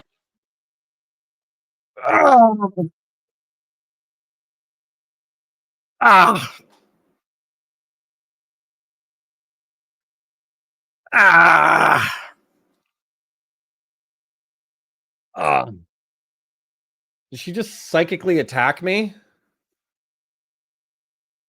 Did she just hit me with the Warhammer Power Smite? Because I feel like somebody took the insides of my brains and squished them. That was so dumb. So dumb. Can she name the lies that are in U.S. history textbooks? I would love that. I would love it if she actually went through and listed the lies that the Rockefellers propagandized into American history textbooks. So CANDACE states that the Rockefellers made Americans dumb. Not that they're already dumb. No offense. No offense to anyone involved. You are all brilliant, okay? All 24 of you who are hanging out in my chat. You are the most brilliant Americans in all of America, okay? Don't worry about it. You are in the smartest stream in America. You guys are grandfathered in. You're brilliant, okay? Made Americans dumb through Jewish subversion of public school textbooks and the Department of Education. Wow, that was an interesting statement. That was amazing. I'm going to go ahead and put that in italics because that is a special sentence. Holy smokes. Wow. I'm sorry for pausing, but I legitimately took psychic damage from those statements. All right. All right, let's try it again. Let's see if we can get through this without bursting a blood vessel. Neocons say we can't ask questions, but I'm not going to stop asking. You're allowed to ask questions. I just wish you would, kind of like Contra said, you should just ask good questions. Questions, you guys. I'm like terminal. I'm terminally ill with asking questions, okay? Anyways, let's get into the story. So he is saying that what happened, and this is just a little bit about him, it was a year after I became famous. Again, this is the writer of this article is John Loftus. It was a year after I became famous. In 1982, I had been the subject of a double segment on the 60 Minutes news show. It won the Emmy Award for Outstanding Investigative Journalism. As a former federal prosecutor at the Justice Department, so that's who John Loftus is, by the way, a former federal prosecutor at the Justice Department, I exposed Nazi war criminals who had been hired by some U.S. and NATO intelligence agencies. Like I've said to you, we said all this stuff about Nazis, but then we just hired them and brought them over. Operation Paperclip, it's all crazy. We're lied to about everything. For a few months, I was a two-bit celebrity, and then it was all forgotten. The next Oh my God. They lied to you about everything. Operation Paperclip. Operation Paperclip was a covert U.S. intelligence program that brought over 1,600 German scientists, engineers, and technicians to the United States after World War II, aiming to leverage their expertise for Cold War advancements, particularly in rocketry and space technology. Sorry, where's the lie? I found it in 15 seconds. Just because we worked with the most technologically sophisticated Nazi scientists doesn't mean that they didn't do bad stuff in Germany. Is she dumb? Is her audience dumb? What is the problem here? What is the problem here? I'm sorry for pausing so frequently and literally just stopping in order to call her a moron, but if you can find it on Google in 5 seconds, then you weren't lied to. You're just a dummy. I want to say infinitely worse words, but I'm trying to remember that my beautiful boss and friend, Ken Harbaugh, and my beautiful and intelligent and wise mother might at some point watch this content. And so I'm trying desperately to not use horrible language. Okay. All right, let's try again. Next year, I worked at a law firm in Brockton, Massachusetts. I received a phone call inviting me to have lunch with an important Israeli scholar. Someone from the Israeli consulate would drive him down from Boston and accompany him. We met at a restaurant in Brockton. He was a charming older man, bald spot on top, white hair on the sides, and sharp as a tack. We got along well. And then he came to the purpose of his visit. What did I know about the UN vote on the partition of Palestine? He's talking about Reuven Shiloah. Okay, so Reuven Shiloah pays him a visit in 1982, and he wants to speak to him about the UN vote on the partition of Palestine. So he's learning this directly from the founder of the Mossad, Reuven Shiloah. And this is the reason why, flash forward years later to 2021, whenever this was publicized, maybe it was a couple of years before then, Reuven's son is now coming to him and being like, what'd you know about my daddy, founder of the Mossad? Okay, let's just jump back into this narrative, okay? So here is the story that he learned from Reuven Shiloah, the founder of the Mossad. He writes, as readers of my column know, before World War II, Allen Dulles and his brother, John Foster Dulles, yeah, like the Dulles Airport, set up a series of front companies to disguise the fact that their client, Nelson Rockefeller, had invested heavily in the Third Reich industrial complex and was supplying Hitler with oil. Okay, I didn't know that until I read this article, but apparently the Rockefellers, all they cared about was oil and money, and they figured out, let's hire the best lawyers in the biz, the Dulles brothers, to hide all of these transactions that allow us to supply Adolf Hitler with oil. Prescott Bush, the father of future President George Herbert Walker Bush, did as he was told and agreed to become the American fall guy, sitting on the boards of half a dozen Nazi front companies as a placeholder for Rockefeller. So now this brings in the Bush family, another neocon dynasty. Okay, the Bushes are now involved in this. He was told to sit on the board of all of these front companies. In reality, they're just moving oil to Adolf Hitler. This is crazy. This is all crazy. What happens next? What does Reuven Shiloah tell this guy? Okay. Prescott Bush had nothing to fear sitting on the board of all these companies. Why? The Dulles brothers were the best lawyers in the world at hiding illegal investments, or so they thought. You see, their sister, Eleanor Dulles, knew all of her brother's dirty secrets. Okay. Eleanor, it's always a woman. Eleanor. Go ask Alice. Yeah, we'll get one guide for a second. Can't wait for the people that watch this channel to clue in on how absolutely stupid Connor is. Please tell me anything. So let's see here. So far, we've reviewed the fact that conspiracy theories are a passionate attempt to understand power, that you're better off asking better questions. Questioning power structures just means that you're replacing them with new ones. That oftentimes conspiracy theorists appeal to mystery when the factions that are involved in a conspiracy theory are known and are warring for power. Conspiracism appeals to mystique as one of its motivating factors. There's an appeal to anomalies, meaning that you just go, isn't that weird? Isn't that weird? Isn't that weird? Something that Candace Owens has done in this piece over and over again. And then a nefarious, controlled world is preferable to chaos. Do you have any issues with that? Go ask Alice. And then following up with that, so far we've gotten like a lot of details about the foundations of the AZC and AJC.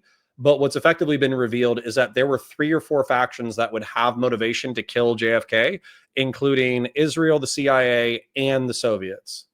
So, yeah. So do you object to anything that I've just said? Did anything that I just say sound stupid to you?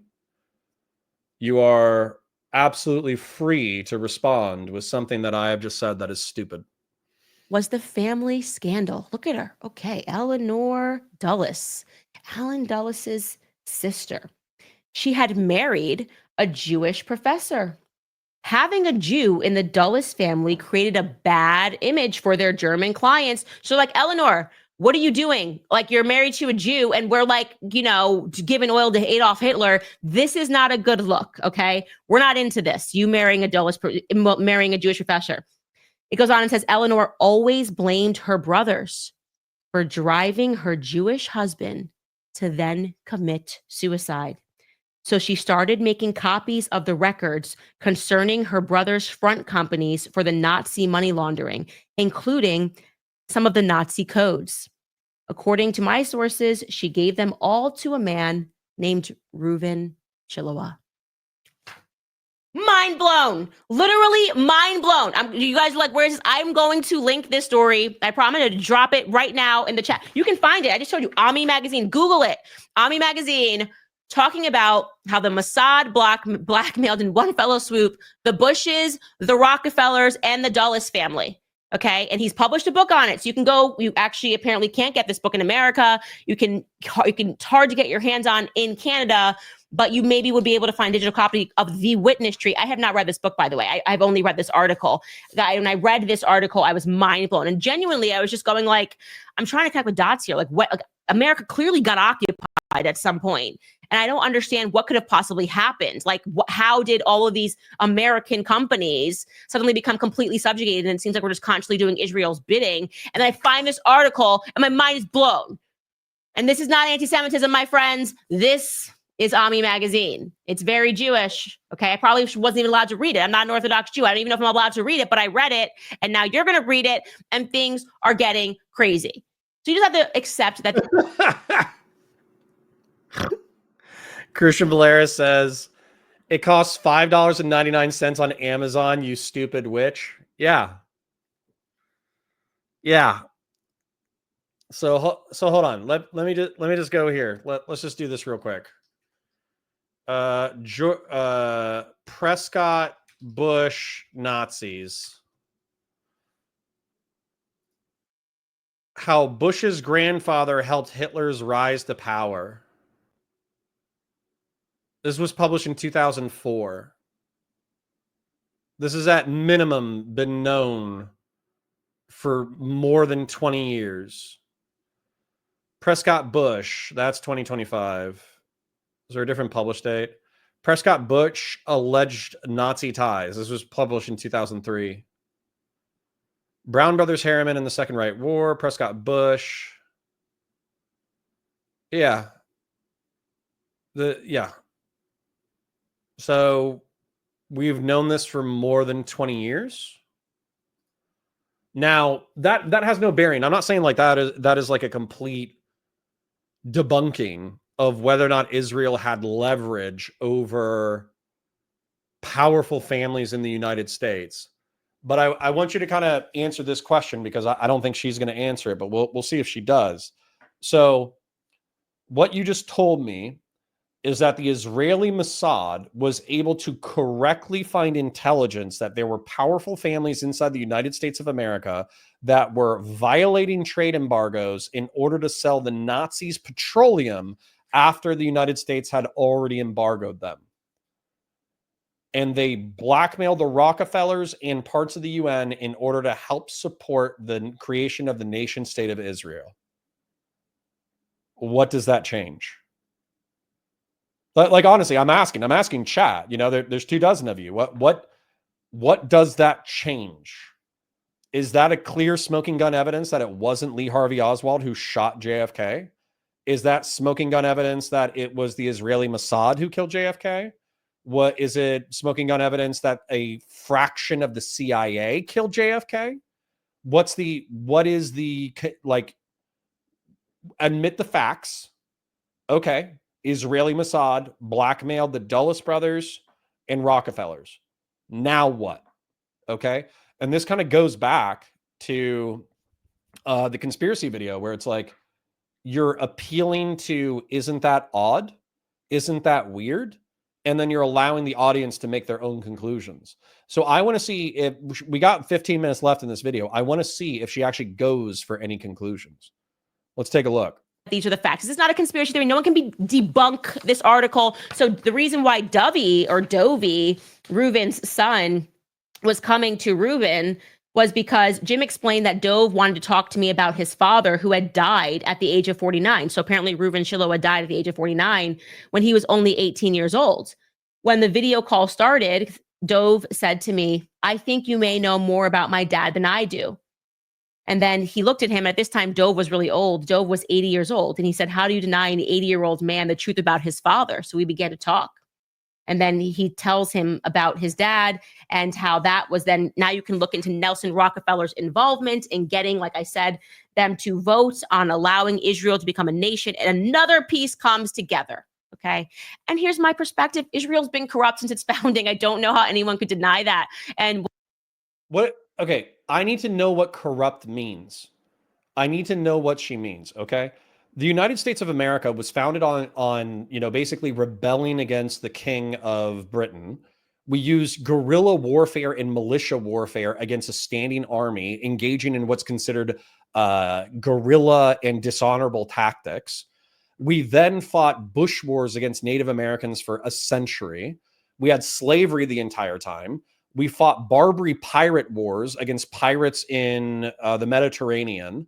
We took Japan and China and kicked their butts when they were at their lowest. We fought dirty in World War I, World War II, and Vietnam. What are we talking about with corruption? What do you mean? What nation state would you hold up as the example of how you would want a nation state to conduct itself?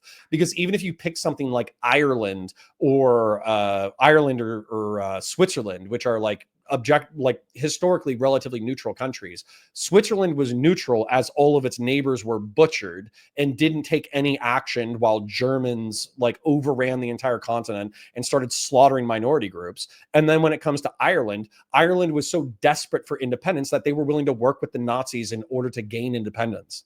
So like, who in history has clean hands is my question, because she's saying that like Israel's corrupt. It's like, okay, so are we. Like, how do you think that we got the United States? Do you think that we got it like through like butterfly kisses and rainbows? Like, what does this woman think politics is? What do you think history is? I'm asking. It's actually wildly frustrating that she's so confident in what she's saying, and yet there's nothing there. It's air. It's ethereal. She's not really saying very much. when you learn that these methods have been employed forever and that they had their hand in the CIA via Alan Dulles directing policy, it just becomes even more crystal clear. And like I said, they're just involved in so many blackmail scandals. Remember the Matt Gaetz story? Do you remember? Find that episode on my podcast after this. My mind was blown, thinking about what happened to Matt Gaetz for no reason at all. We're covering why Matt Gaetz is no longer going to be a part of the Trump admin. And out of nowhere, we get an Israel blackmail story. I was like, why is Israel always involved in every story pertaining to blackmail? Because they've been running a very sophisticated blackmail op. That's just the reality of things. And they desperately. So to clarify, what Candace Owens is saying is that Representative Matt Gaetz, I believe out of the 13th district, but he could be out of a different district in Western Florida, when he was a congressman and young, he was partying and doing drugs with a local rich fail son frat boy. And the fail son frat boy had a bunch of friends who were girls who were still in high school or fresh graduates of high school. And they were like 17 and 16 years old. And so Matt Gaetz, as a sitting congressman, was doing drugs and having sex with effectively prostitutes who were under the age of 18, and then flew them up to New York so they could go to a play together.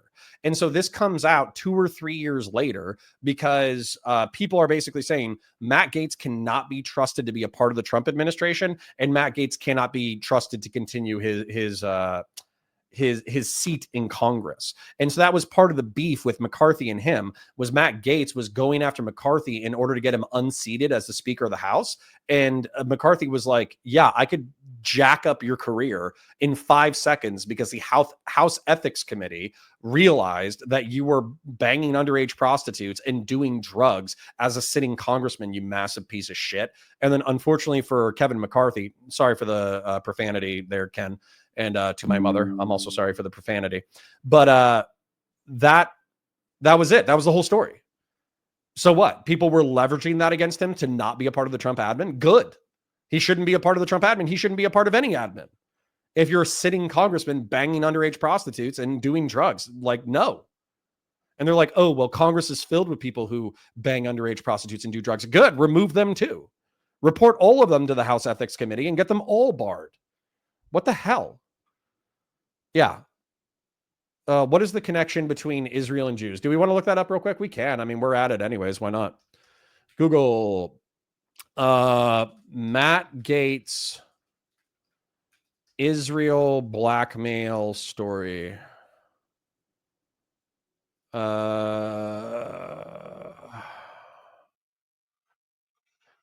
If you want a sense of how dramatically the Republican Party has transformed in our lifetimes, you can't get met. Blah, blah, blah, blah, blah. Come on. Sorry, I just want like the summary. Oh, come on, man. Just give me the cliff notes.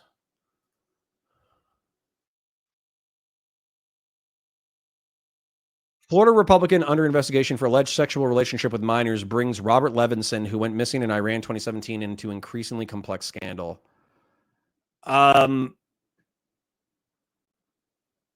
Yeah. So I think that they were trying to secure, if I remember the story, you can read it on your own.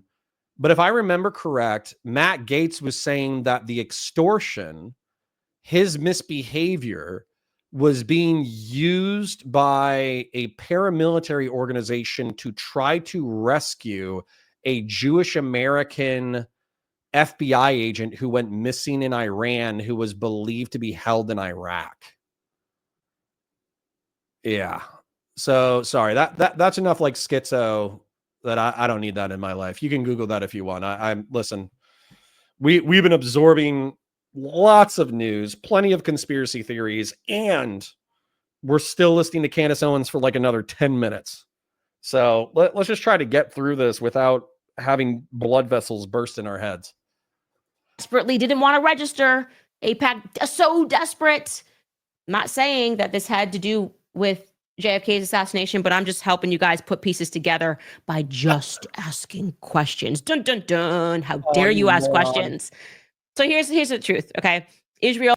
So here's actually an interesting question. I'm not saying this is connected, but this is a dot that I'm putting together. What if like the Rockefellers were blackmailed into substantively funding AZC, and as a result, AZC didn't want that coming out because they were Nazi collaborators during World War II. So what if they blackmailed? What if like Norman Rockefeller was like, hey, you can't let anyone know that I funded you guys, because effectively, if I'm funding you a whole bunch, they're going to start asking questions about why I'm funding you. And the truth is, I'm not a big fan, as Norman Rockefeller, maybe he's not a big fan of Jewish people publicly. So if he was giving hundreds of thousands or millions of dollars to AZC, then that might cast further light on his activities before World War II. That would be interesting. So I'm not saying that's the case. I'm just saying that would be an interesting detail. Israel has always been interested in controlling American minds. And now when you understand that they blackmailed the Rockefeller family, which prints American books, the Rockefeller family. Well, Jennifer West, so you say this is why I wouldn't give Owens' video a bit of oxygen. Well, I'm just going to be real, Jennifer Owens. We peaked out probably at like 24 viewers, and we're currently jumping between 10 and 20 viewers or whatever. When this first came out, this got 50,000 live viewers, and it's currently sitting at 1.6 million views. So if you can say that like we're giving this oxygen. No, she's giving us oxygen. Okay. Through, this being a relatively interesting story, we're hoping that we post this as a post-recorded segment and people can kind of like actually start thinking about what she's saying instead of what she's implying. Christian Blair says, as a country, lol, we ain't recovering from it. Unfortunately, we can live in the same country without violence, but it's either balkanization or civil war. Unity is never coming back. I'm not sure what you're in reference to. That sounds like a quote from Vlad the Kebabber, to be honest. But anyways, moving on. Family, which is involved in American medicine. Okay. You start to ask a lot more questions. And the evidence is overwhelming that they've always had an investment. Of course, they were tiny. There's no way they could have survived this long without taking over our military, okay? Without taking over or blackmailing and getting involved, the Mossad and the CIA. I think they're the same body, and they have been for a very long time. I think this is a wildly stupid statement. They took over our military. Citation needed. And the CIA and the Mossad are the same entity. No, they're not. No, they're not. This is just dumb. They might have aligned interests. They might work together. They might do joint operations, but they're not the same institution. They're not run by the same people. They don't have the same rules of engagement. Holy Fazoli. Some of the stupidest people in our country, the dumbest people in our country, are wildly powerful. This is me speculating now. Take it or leave it. I really don't care. I literally do not care what name you're going to call me for thinking. I'm going to think while I still have permission to. And as I said, I think the evidence is overwhelming. In many ways, I would say Israel has been so ahead of us in terms of understanding the importance of education and the information war and propaganda. Example, Wikipedia. A go-to source. Again, like I said, they just pop up everywhere. A go-to source for so many people regarding what the facts are. You do a quick search, Wikipedia comes up first. And then you find out via a video of Naftali Bennett, who became a prime minister. The prime minister of Israel is in this video I'm about to show you, discussing how as soon as Wikipedia hit the map, they were infiltrating, training Zionists to become the editors. This is a real clip of a future prime minister of Israel. Take a listen. With My Israel has arranged instruction day for wiki editors. The goal of the day is to teach people how to edit in Wikipedia, which is the #1 source of information today in the world. As a way of example, if someone searches the Gaza flotilla, we want to be there. We want to be the guys who influence what is written there, how it's written, and to ensure that it's balanced and Zionist in nature. So casual. We're just like training editors to go in there and to make sure that things are Zionist. You know, look up anything. It's going to be like Zionist spit on it. So it's like, this is. I hate this woman. I hate this woman with my whole heart. What I would presume, if I asked the prime minister or former prime minister of Israel what he means by Zionist, is he would say that he wants there to be general support for the state of Israel to exist. We're acting like we're in some kind of like neutral vacuum in which Israel isn't constantly being physically and philosophically attacked, and that threatening the lives of like millions of Jewish people. You can, if you're anti-Israel, if you're an anti-Semite or whatever, you can you come at me with all of the logical reasons for why you think that the state of Israel shouldn't exist, or Jewish people should just like make peace and make a new holy land in South Dakota or something.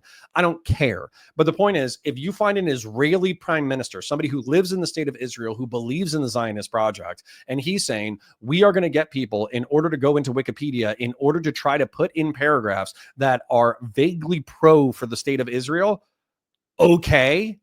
Do you want them to be neutral if there's anti-Israeli propaganda that's going on the internet? Do you want them to post anti-Israeli propaganda onto the internet? It's their nation. It's the same way that with the United States, it's like, there's multiple ways of understanding the Native American wars that we fought. Well, the Native American wars, if you look at it from a certain perspective, it's just us colonizing and conquering Native Americans. But of course, we're going to tell that story from the colonist perspective, that they are exploring a new land that is largely depopulated. They get attacked for reasons that they don't understand, and then they defend themselves. We're going to, like, both narratives can be true. The Native Americans can feel like they got invaded and screwed over and dispossessed of their lands, and the colonists can feel like they are largely traveling through a depopulated area and then attacked by marauders and bandits. Both of those perspectives can be true simultaneously. And if you're an American, you're going to sympathize with the colonist narrative. And you're not going to want the Native American story, even though weirdly it is today. You're not going to want that to be the central way in which everybody understands the era of colonization. It's like, it's so obvious. It's weird that I have to explain it, but I look at this face, man. Look at this face. Look how smug she is. Look how confident she is that she just got like an own on like all of history and all of philosophy and all of psychology. And realistically, it's just like she just read a book for the first time ever. It's insane. It's also insane that 1.6 million people thought that this was good content. It's crazy pants to me. Jennifer West says, that's a golden plan if it works out that way. If this is your content plan, my 38-year-old walked away because he's up to her. Hopefully you'll flip those who jumped on the conspiracy bus. I mean, we'll do it. We'll do the best we can for sure. I mean, this is day one, right? Day one. We're going to dial it in over time. Big in Gaming says, meanwhile, people can say whatever they want with lies about Israel like Candace. Seriously. She really do be looking like Sid the Sloth. Lol. Yo, what's her deal, man? She's so confident. It's crazy. She read like 3 books and she's like, guys, did you know? And it's like, yeah, because I read a lot of books too. Here's some other books you should probably try reading. Frustrating. Let's continue. It's not, none of this stuff is conspiracy, guys. And it's like putting together a puzzle, questions that we all have about our government and why it just seems impossible for the media to tell the truth when anybody questions anything about the foreign state of Israel. And my goal in doing this and showing this is that I hope that people who are Jewish Americans can understand that they too are being influenced by the state. Like they too are being led to believe that like, if they don't attack every single person who says anything about the state of Israel, there's a lot of things to critique or ask questions about, that somehow they're going to wake up one day and be in a second Holocaust. And that's not the reality, because you're American. So it's American gang gang. You just be American, say rah, rah, rah, USA. You don't even want to move there. You know, you don't. This is a great country. It's a wonderful country. And we have to all stop allowing our minds to be warped by their education system. That's kind of my opinion. Anyway. Okay. So what's frustrating about this is I'm ethnically Irish. Okay. If the English restarted their historical atrocities and started slaughtering Irish people wholesale for fun, that would be of interest to me. If I lived in the 1980s during the Troubles, that would be of interest to me. So just pretending that like, oh, Jewish people, just be American, you won't have any interest in the state of Israel. It's like, probably not. If I have like a vague ethnic interest in Ireland, then why wouldn't they have a vague ethnic interest in Israel? It's crazy. I'm sorry, this woman is insane. Christian Valera says she grew up wealthy and progressive. I think she found a grift, but got so much hate pushback that she ran full stride to the right, similar to Jordan Peterson. Because groups in America have never had animosity or attacks Jews, right, Candace? Right. She's acting like every part of America has been philo-Semitic, meaning that they've loved Jews forever. It's actually, I think this lady just doesn't know history. I think that's literally just what's going on. Anyways, I got to read a couple of more ads. I can't wait to get to some of your guys' questions. All right, we're going to skip the ads. And we're going to check. If she goes to questions, I think we're going to wrap up with this segment. Should be saving. I'm just dying to know what you guys thought about that story, the Reuven Chiloa story. Okay. She's going to questions. We're going to go to her comments. Okay. Forget about Russia. The real threat to America is Israel and the Israel lobby, from Julian Assange. 2K likes. Awesome. The left shouted, "Black women will save America. They just didn't expect it to be Candace Owens." Wow. Okay, cool. So she's saving us from the state of Israel. Dope. Evo Zoverdrive says Israel's a state and not a religion. We should all remember that. Being against a state is not being against a religion. That's true. Calling it racism if you're against a state's intentions is oxymoron. Okay.